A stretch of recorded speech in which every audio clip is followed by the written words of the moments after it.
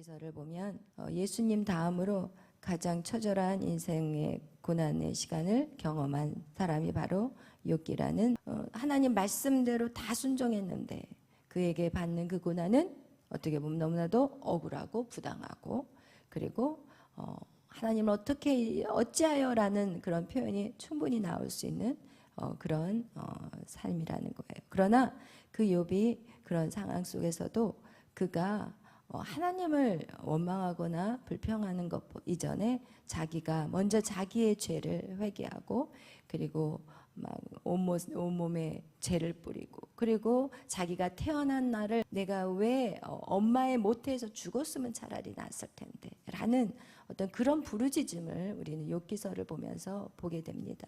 그렇다면 하나님은 왜 그렇게 바르고 정직하게 살아가는 이 욥을 하나님 왜 훈련하셨을까? 우리가 그런 것들을 보면 우리가 고난이라는 것을 세 가지로 말씀을 하셨을 때 우리가 하나님을 알아가는 거, 우리가 이 땅에서 잘 먹고 잘 살고 하나님 앞에 온전히 예배드리면서 하나님 앞에 받는 축복에서 멈춰서는 안 된다라는 의미라는 거예요. 우리가 이 땅에서 성공하고 욥이 보면은 많은 사람들이 욥을 봤을 때는 엄청 성공한 사람이에요. 그리고 모든 사람이 부러워했던 사람이고 욥은 그 축복을 놓치지 않기 위해서 하나님 앞에 최선을 다했다라는 것을 보면 욥은 이 땅에 있는 축복 역시도 그가 붙잡고 있었다라는 것을 볼 수가 있다라는 거예요. 그런데 어쨌든 하나님은 그 모습이 너무 하나님 보시기에는 정직하고 욥은 죄가 없다라고 말할 정도라면 하나님이 욥의 그 믿음 안에서는 욥은 최선을 다했다는 거예요. 그러나 하나님이 원하는 것은 욥이 이 땅에 육신적인 그런 삶뿐만 아니라 하나님이 원하시는 것은 욥이 하나님의 얼굴을, 하나님의 영광을, 하나님을 맛보기를 원하셨다라는 것을 우리는 깨닫게 돼요. 그것이 언제 우리는 알게 되느냐? 욥기서 후반전에 가면 알게 돼요. 왜냐하면 욥이 뭐라고 하나님 앞에 고백했냐면 내가 하나님을 아는 것이 그전에는 이 귀로만 들은 것 같지만 내가 이 고난의 모든 과정을 다 통과하고 나니까 하나님은 어떻게 내가 눈으로 보는 것 같이 너무나도 선명해졌다라는 거예요. 그러니까 하나님이 우리에게 고난을 주시는 것은 우리가 정말 이 땅에서 잘 먹고 잘 사는 것에 그것이 하나님의 축복이라고 생각한다면 이 욥기를 우리는 절대 이해할 수가 없어요. 그러나 진짜 축복은 무엇이냐? 하나님과 얼굴로 대면할 수 있는 그것이 가장 큰 축복이라는 것을 우리는 맛보지 않았지만 하나님은 그것이 너희들에게는 가장 기쁨이라는 것을 보여주는 것이 바로 욥기서라는 것을 우리가 욥기를 읽을 때마다 깨닫게 되는 것입니다. 오늘 이 욥기는 너무나도 고통스럽고 근데 그 고통 속에 사람들의 위로가 필요 없다라는 것을 욥기서는 우리에게 또 보여주고 있어요. 왜냐하면 친구들이 3명이 욥을 위로하기 위해서 자녀들이 다 10명의 자녀들이 죽었고 그리고 자기 아내도 도망쳐버렸어요. 욕하고 도망치고 하나님을 저주하고 욕하고 야 하나님 떠나버려. 너 그렇게 하나님 앞에 잘 섬겼는데 너 받은 게 뭐야. 여러분 세상 사람들 아니 가장 가까운 사람들도 우리에게 그렇게 말할 수 있어요. 너 그렇게 새벽기도 다니면서 너 그렇게 열심히 밤마다 예배했는데 너 지금 보여주는 게 뭐가 있어? 너 한번 보여줘봐. 여러분의 부모님들이 분명히 여러분에게 말했을 것이고 또 주위에서도 그런 말들이 여러분 안에 분명히 있었을 거예요. 너 보여줘봐. 뭐 한 거 있어? 보여줘봐. 그러나 여러분 하나님의 그 영광을 어떻게 보여줄 수 있냐고요. 여러분에게 부어지는 그 하나님의 은혜를 어떻게 설명할 수 있겠냐고요. 그 영적이지 않으면 절대 여러분이 받은 그 은혜를 하나님의 그 영광의 얼굴을 우리는 도저히 말해줄 수가 없어요. 왜? 그 사람이 영적이지 않으면 우리는 그 사람에게 같이 대화할 수가 없는 거예요. 그렇기 때문에 우리는 믿지 않는 사람하고 같이 결혼을 하기가 너무 힘든 게 왜 그러냐면 여러분 이렇게 우리가 예배하고 주님의 영광을 보고 주님의 그 놀라운 은혜 기뻐하면서 뛰면서 그걸 누군가에게 말해야 되는데 가장 가까운 내 남편과 내 아이들에게 얘기하고 싶은데 얘기하면 뭐라고 그래요? 미쳤네 돌았네? 아니면 이해 못하고 아니면 너무 미치지 마 정신 차려 그냥 평범하게 그냥 신앙생활해 이렇게 말하는 거예요. 그러나 성경은 말해요. 주를 위해 미쳤노라고. 누가? 사도 바울이. 그렇기 때문에 그는 하늘의 3층천까지 올라갈 수 있던 은혜가 그에게 부어진 것은 3층천이라는 것은 바로 하나님 보좌에 올라간 사람이고 그것을 사람들에게 말하지 않잖아요. 어떻게 표현해요? 어떤 사람이 있었는데 그가 3층천에 올라갔다고 이렇게 표현해요. 왜? 이해하지 못하니까. 세상 사람들은 이해할 수 없어요. 하나님의 영광을 어떻게 이해할 수 있냐는 거예요. 아멘. 그러나 그것은 그냥 얻어지는 게 아니라 바로 고난 속에 얻어지는 거라는 거예요. 여러분, 사람들 의지하지 않기를 바라요. 여러분, 제가 이 목회를 하면서 목사님, 저는 절대 목사님을 떠나지 않을 거예요. 목사님, 저는 신경 쓰지 않아도 돼요. 다른 성도들만 신경 쓰세요. 이렇게 한 사람 한 명도 남은 사람이 없다. 사람 하나도 의지할 거 없어요. 사람을 의지하지 말라는 거, 사람을 믿지 말고 사람하고 거리를 둬라, 이런 차원이 아니라는 거예요. 사람에게 위로받기를 스탑하시라는 거예요. 사람에게 뭔가를 정말 도움을 받고자 하는 것을 버리라는 거예요. 여러분, 우리가 왜 세상에서 관계를 갖고 살아요? 왜 인맥을 쌓기 위해서 관계를 가져요? 그러나 여러분, 그 인맥이 사람을 진짜 슬프게 만들어요. 하나님 앞에서의 우리가 하나님을 붙잡고 나아갈 때는요, 하나님은 우리에게 찌질하게 만들지 않아요. 그러나 우리가 세상의 인맥을 찾고 친구를 찾고 그런 어떤 줄을 찾는다면요, 우리는 그 사람들 앞에 굽신거릴 수밖에 없어요. 그러나 하나님을 붙잡고 있는 사람들은요, 어디서나 당당할 수 있다는 거, 이것이 우리에게는 엄청난 축복이라는 것을 여러분은 깨닫게 될 것입니다. 여러분이 어떤 순간 깨닫게 되는 거예요. 욥기, 이 욥도 마찬가지. 그들에게는, 욥에게는 엄청난 믿음의 친구들이 있었어요. 그런데 세 명이 와서 욥에게 한 말은 뭐예요? 처음에는 그를 위로하러 왔고 그에게 정말 위로차 같이 울어줬어요. 그러나 시간이 지나면서 욥이 자신들의 말을 안 듣니까, 하나님의 말씀을 안 듣는 게 아니라 자신들의 말을 안 듣으니까 이젠 분이 올라오기 시작하는 거예요. 세상 사람들은 그래요. 여러분을 생각하는 것 같이, 여러분을 위로해 주는 것 같지만 그 속에는요, 자기가 선과 악을 판단하고 있어요. 잘 생각해 보세요. 여러분의 친구들, 여러분의 동료들, 여러분의 모든 주위에 있는 사람들이 처음에는 여러분을 생각하는 것 같이 말하지만 그 말의 깊은 뿌리는 뭐냐? 나는 괜찮은데 너는 이것 때문에 문제야. 여러분, 이렇게 다가오고 있고, 욥의 친구도 역시나 그들이 욥이 자신들의 말을 듣지 않으니까 분노하고, 그리고 나서 욥을 막 저주하는 말, 막 칼로 가슴을 도려내는 말들을 계속해서 하고 있다는 것을 우리는 그동안 욥기서를 읽으면서 여러분 그것을 봐왔다는 거예요. 그리고 욥은 하나님과의 그 1대1의 관계에서도 지금 너무 지치고 피곤한데 그 세 명의 친구들까지 상대해야 된다는 것이 욥에게는 엄청난 지금 힘든 시간이라는 거예요. 여러분, 결국 여러분이 사람들을 의지하게 되면 그 사람들 때문에 여러분이 그 고난 앞에서 하나님과 지금 1대1 정면 돌파하기도 힘든데 사람들 때문에도 더 고통스럽다라는 것을 우리는 욥기서를 통해서 또 깨닫게 된다는 거예요. 이러면서 욥이 계속해서 친구들을, 세 명의 친구들과 3대1로 지금 싸우고 있는 거예요. 한 친구가 얘기하면 욥이 대답하고, 두 번째 친구가 얘기하면 대답하고, 세 번째 친구가 얘기하면 대답하고. 여러분, 정말 지금 욥은 보통 힘든 상황이 아니에요. 그런데 오늘 이 24장을 읽으면 이 욥의 대답이 이제는 친구들이 물어보는 것, 친구들이 말하는 것에 대해서 이제는 더 이상 그거에 대한 얘기들을 꺼내지 않아요. 그리고 이제 욥이 하나님 앞에 계속해서 나가는데, 오늘 욥기 23장에 보면 우리가 지난 시간에 읽었던 욥기 23장, 이것이 어떻게 보면은 이 욥의 고난을 우리에게 보여주는 하나님의 그 의도에 대해서 욥은 정확하게 깨달았다라는 것을 23장 우리 10절을 다 같이 읽겠습니다. 그러나 내가 가는 길을 그가 아시나니 그가 나를 단련하신 후에는 내가 순금같이 되어 나으리라. 내 발이 그의 걸음을 바로 따랐으며 내가 그의 길을 지켜 치우치지 아니하였고, 그 다음에요, 내가 그의 입술의 명령을 어기지 아니하고 정한 음식보다 그의 입의 말씀을 귀히 여겼도다. 아멘. 할렐루야.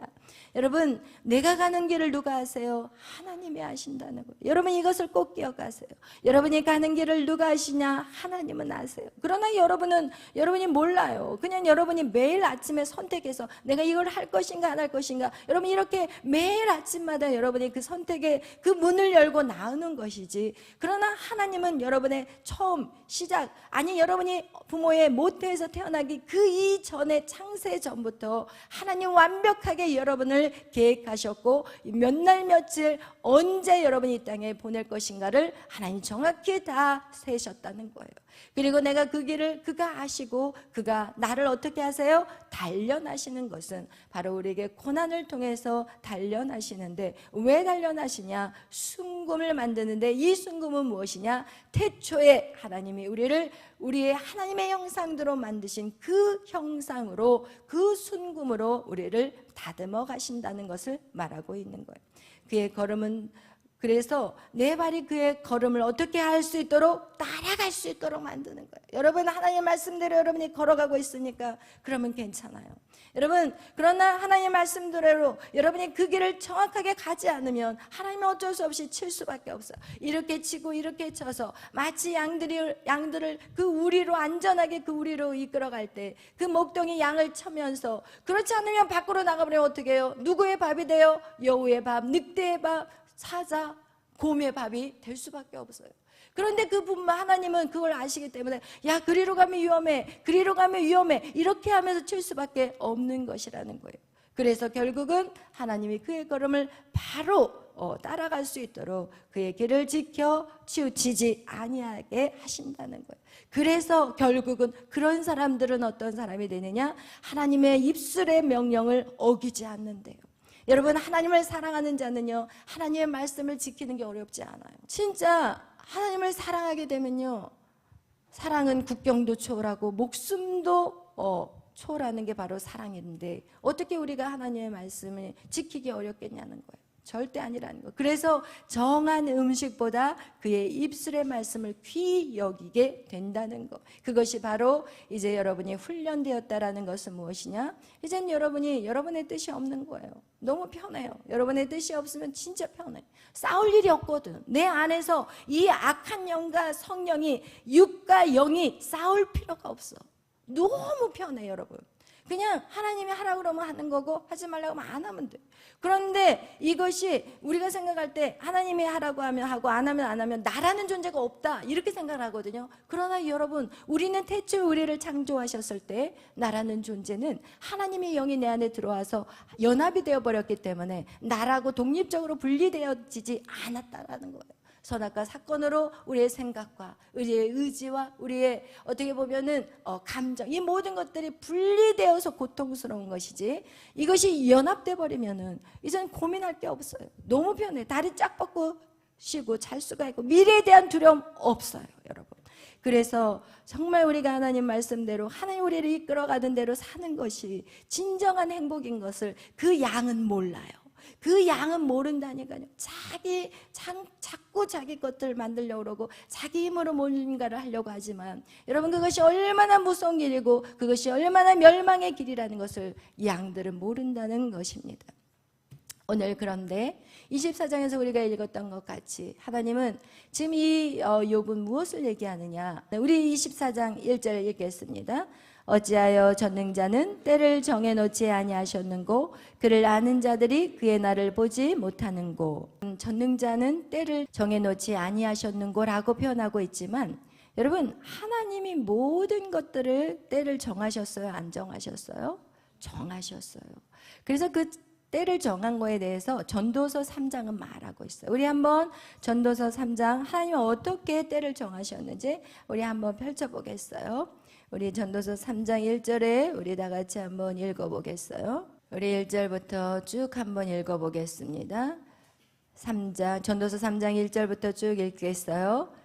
범사에 기한이 있고 천하만사가 다 때가 있나니, 날 때가 있고 죽을 때가 있으며, 심을 때가 있고 심 것을 뿜을 때가 있으며, 죽을 때가 있고 치료할 때가 있으며, 헐 때가 있고 세울 때가 있으며, 울 때가 있고 웃을 때가 있으며, 슬퍼할 때가 있고 춤출 때가 있으며, 돌을 던져 버릴 때가 있고 돌을 거둘 때가 있으며, 안을 때가 있고 앉는 일을 멀리할 때가 있으며, 찾을 때가 있고 잃을 때가 있으며, 지킬 때가 있고 버릴 때가 있으며, 찢을 때가 있고 깨물 때가 있으며, 잠잠할 때가 있고 말할 때가 있으며, 사랑할 때가 있고 미워할 때가 있으며, 전쟁할 때가 있고 평화할 때가 있느니라. 일하는 자가 그의 수고로 말미암아 무슨 이익이 있으랴? 하나님이 인생들에게 노고를 주사 애쓰게 하신 것을 내가 보았느니라. 이 하나님이 모든 것을 지으시되 때를 따라 아름답게 하셨고 또 사람들에게는 영혼을 사모하는 마음을 주셨느니라. 그러나 하나님이 하시는 일의 시종을 사람으로 측량할 수 없게 하셨느니라. 아멘. 하나님의 그 때를 사람이 측량할 수 있다 없다? 측량할 수가 없다는 것. 하나님의 모든 것들을 다 때를 두셨는데 사람이 그것을 측량할 수가 없다는 거예요. 그래서 오늘 욥은 그렇게 얘기하고 있는 거예요. 전능한 자는 때를 정해놓지 아니하셨고, 당연하죠. 어떻게 하나님의 때를 그가 알 수 있겠어요? 어떻게 하나님을 우리가 만들어진 이 피조물이 하나님의 그것을 이해할 수가 있겠냐는 거예요. 점점 우리가 영적으로 성장하게 되면 이제는 그것을 조금씩 그러나 전부를 이해할 수는 없어요. 그럼 우리가 하나님이 되는 거죠. 그럼 우리는 피조물이 아닌 거예요. 그래서 우리가 성경에도 보면 감추어진 것을, 우리에게 드러나지 않는 것을 막 억지로 찾아서는 안 된다고 나와 있어요. 왜? 그것은 잘못하면 이단으로 가기 때문에 위험한 거고 하나님을 원치 않으세요. 우리에게 보여준 만큼만 우리는 보아야 되는 것이고, 중요한 건 그걸 못 봐도 우리에게 복음이라는 정확한 핵심을 우리는 다 알고 있잖아요. 근데 그 정확한 복음 외의 것들을 여러분이 뭔가를 막 캐내려고 하지 마세요. 제발. 왜냐면 위험해져요. 그리고 여러분이 우리가 복음이라는 걸 알고 난 다음에 두 번째 나가야 될 것은 복음대로 사는 것이 중요한 거예요. 우리가 삶에서 행함이 중요한 거예요. 우리가 예수 그리스도 같이 정말 사랑하는 거, 원수까지도 사랑할 수 있는 자들이 되는 거, 이것이 중요한 것이지, 이것을 성경으로 파서 이것을 계속해서 하다 보면은 여러분 정말 이것이 사단이 우리의 이성적인 것들을 가지고 애매한 방향으로 우리를 이끌어 갈 수 있다라는 거예요. 그래서 여러분 오늘 14장 1절에서 전능한 자는 때를 정해놓지 아니하셨다라는 것은, 아직 우리가 이 전도서에 대한 그 말씀을 안다면 하나님 모든 범사의 때를 정하셨다라는 것을 여러분 기억하시기를 바라요. 근데 왜 욥이 이렇게 말을 했을까라는 거를 보면은 지금 그 다음 절부터 쭉 그 내용들이 나와요. 무슨 내용이냐면은 어떤 사람은요 땅의 경계를 옮겨버리고 양떼를 빼앗아버리고, 그리고 막 고아와 가부를 막 괴롭히고, 그리고 가난한 자들을 막 학대하고 막 이렇게 여기를 보면은 길에서, 거친 광야에서, 밭에서, 산중에서, 그 얘기는 뭐냐, 온 세상에서 악한 자들이 저렇게 흥행하고 잘 되고 있는데 그 고통 가운데 있는 자들이 있다라는 것을 지금 욥은 말하고 있는 거예요. 친구들이 그랬거든요. 너가 받는 이 고난은 야 너의 악한 것 때문에 그래. 그러니까 너 그 악한 것들을 찾아봐. 그리고 그걸 해결하면 하나님 다 용서해 주셔. 그리고 너를 다시 회복시켜 주실 거야. 이렇게 친구들은 계속해서 이 욥에게 너 그동안 잘난 척하더만 시원하다라는 그런 의미로 욥을 계속해서 공격해 왔어요. 그리고 너 지금 네가 겸손하지 않아. 너 너무 교만해. 이러면서 지금 욥을 계속해서 핍박하고 있는데, 지금 욥은 그가 이제 그 고난 앞에서 이렇게 보니까, 자기가 진짜 고난을 당해서 보니까 이제 누가 보이기 시작하느냐, 고통당하는 사람들이 보이기 시작해요. 여러분 고난 당해본 사람들이요, 고난 받고 있는 사람들이 보이기 시작해요. 여러분 잘 사는 사람들은요 가난한 사람들이 이해를 못해요. 어렸을 때 우리 그 부모님들이 진짜 힘들고 가난한 시절 어렵게 막 보릿고개를 넘어왔다고 얘기를 하고, 그러면서 너희들 진짜 너희들 지금 은혜 이렇게 잘 사는 거에 감사해라 그러면 아이들이 왜 그걸 전혀 이해를 못하고 이렇게 굶고 이렇게 못 살았다, 쌀이 없어서 못 먹고 못 살았다 그러면 아니 그럼 라면 끓여 먹지 왜 못 끓여 먹니, 이렇게 나와요. 여러분 잘 산 사람들이요 가난한 사람 절대 이해 못해요. 여러분 여러분이 고난을 당해보지 않으면 절대 이해 못해요. 여러분 제가 그런 고난의 시간들을 경험했기 때문에 여러분이 질퍽거리는 걸 이해할 수 있었던 거가, 제가 질퍽거렸기 때문에 여러분이 질퍽거리는 것들이 이해가 돼요. 그리고 제가 이렇게 요번에 최근에 제가 이렇게 힘들었던 또 마음에 힘든 것들이 다가왔을 때는 이 사역들이 저에게는 이제 만만치 않은 거예요. 힘든 거예요. 왜냐면 이게 그냥 뭐 환경이 어렵더라든지 막 이런 것들이 어려우면 괜찮은데 이 사람들을 세워가는데 이게 보통 힘든 게 아니거든요. 근데 이런 것들이 계속해서 저한테 이제 힘듦과 어려움이 왔을 때 하나님 너무 이게 힘들어요. 이 사람들을 이렇게 훈련하는 것들이, 왜냐면 이것은 가슴이 아픈 일이거든요.